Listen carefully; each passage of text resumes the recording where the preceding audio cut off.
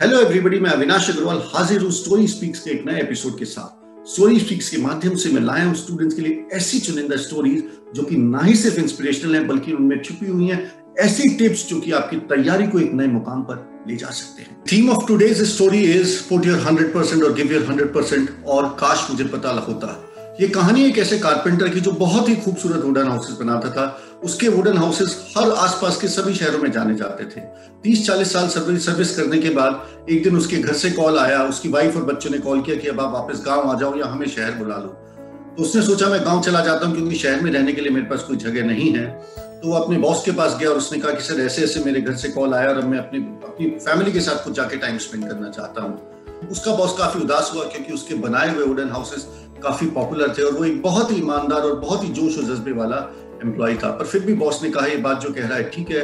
Boss ने कहा ठीक है आप चले जाइए, आप जाना चाहते हैं तो बट मेरी एक लास्ट रिक्वेस्ट है कि जाने से पहले आप एक लास्ट हाउस बना दीजिए। ये क्लाइंट मेरा जो है आप ही के हाथों का बना हुआ वुडन हाउस में रहना चाहता है। कारपेंटर ने कहा ठीक है कोई खास बात नहीं और वो कारपेंटर उसने उस वुडन हाउस का प्रोजेक्ट लिया और उसको बनाने में लग गया। पर पहले दिन से कारपेंटर का मन उस वुडन हाउस में नहीं लगा।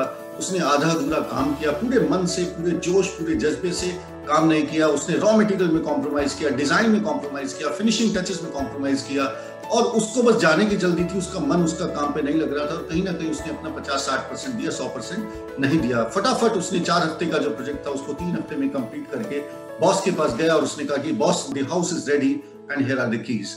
बॉस ने उसके हाथ से चाबियां ली, अपनी पीछे की तरफ घूमा और उसने एक बॉक्स में चाबी ली और वापस लाकर वो बॉक्स, चाबियों सहित वो बॉक्स उसने कारपेंटर के हाथ में दे दिया। उसने कहा ये चाबी और ये घर हमारी कंपनी की तरफ से आपके लिए आपके 40 साल की सर्विस के लिए एक पार्टी गिफ्ट है। जैसे ही कारपेंटर को ये पता चला कि जो मकान उसने बनाया है वो उसी का है, उसके पैरों तले मानो जमीन से निकल गई और उसके मुंह से आवाज निकली, काश मुझे पता होता। काश मुझे पता होता तो इस मकान को मैं दुनिया का सबसे खूबसूरत मकान बनाता। काश मुझे पता होता तो इस मकान में मैं कोई कमी ना छोड़ता, अच्छे से अच्छा रॉ मटेरियल, अच्छे से अच्छी फिनिशिंग देता। काश मुझे पता होता तो इस मकान को मैं ऐसा बनाता कि हर कोई इस मकान को देखते ही रह जाता। पर अब अफसोस करने के अलावा कुछ नहीं था। इस कहानी से अगर हम स्टूडेंट्स के पॉइंट ऑफ व्यू से देखें तो बहुत सारे लेसन इसमें छुपे होते हैं। बहुत सारे स्टूडेंट्स को मैंने देखा है कि वो एग्जाम की जब प्रिपरेशन की बात होती है तो अपना पूरा 100% नहीं देते हैं, कहीं ना कहीं थोड़ी बहुत कमी छोड़ देते हैं। बहुत सारे स्टूडेंट्स तो ऐसे होते हैं जो 90% पे आकर रुक जाते हैं, लास्ट के 10% में कहीं ना कहीं गिव अप कर जाते हैं और जब एग्जाम में वो कुछ नंबर से रह जाते हैं और रिजल्ट्स में कुछ नंबर से रह जाते हैं तो उनके मुंह से भी यही आवाज निकलती है, काश मुझे अगर पता होता और काश मैंने थोड़ी सी मेहनत और कर ली होती। हम सभी लोग गोल अपना इतना बड़ा रखते हैं और मेहनत हम इतनी सी भी करने से कतराते हैं। जब एग्जामिनेशन में कई बार हम ऐसे सवालों पे अटक जाते हैं जो कि हमने प्रिपरेशन में किए होते हैं क्योंकि हमने उन्हें ठीक से रिवाइज नहीं किया होता, तो हमारे मुंह से आवाज निकलती है, काश मुझे पता होता तो मैं ठीक से रिवाइज करता। जब हम बाकी अपने बराबर के बच्चों के रिजल्ट देखते हैं और देखते हैं उनका सिलेक्शन हो गया और हमारा सिलेक्शन कुछ नंबर से छूट गया तो हम भी हमारे मन से, दिल से यही आवाज निकलती है, काश मैंने पहले थोड़ी सी मेहनत और कर ली होती।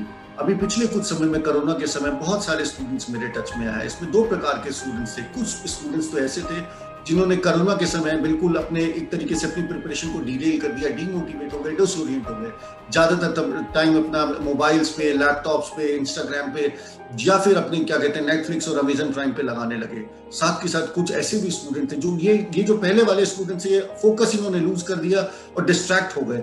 साथ के साथ कुछ ऐसे भी स्टूडेंट थे जिन्होंने कोरोना को एज एन अपॉर्चुनिटी लिया कि ये जो एडिशनल तैयारी मिली है, जो हमारा सिलेबस छूट गया था उसको कर ले, जहां हम पीछे थे, जहां हम कमजोर थे उस चीज को कवर करते रहे बिना इस चीज की चिंता किए हुए कि एग्जाम होगा या नहीं होगा, होगा तो कब होगा, वो अपनी तैयारी में जुटे रहे और रिजल्ट सभी के सामने। इस साल हजारों ऐसे बच्चे थे जिनमें जबरदस्त पोटेंशियल था, जिन्होंने सालों साल मेहनत की पर अपने कुछ लास्ट के कुछ मंथ्स के फोकस खोने की वजह से वो अपने सिलेक्शन से चूक गए।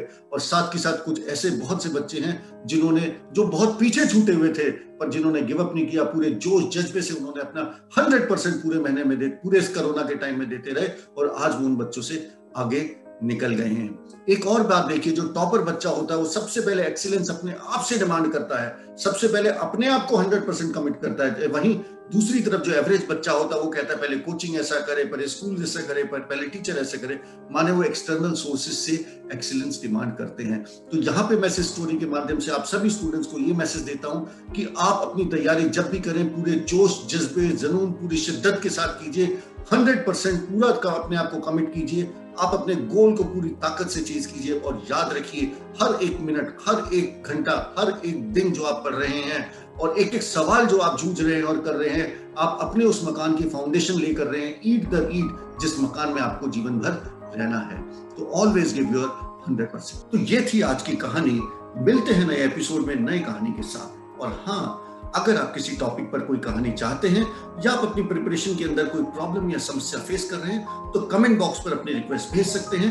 उसको हम अगले एपिसोड में एड्रेस करने की पूरी कोशिश करेंगे। Before I go, I would like to tell you about my book, Topper Study Hack. This book is useful for students who are preparing for JEE, NEET and board examination.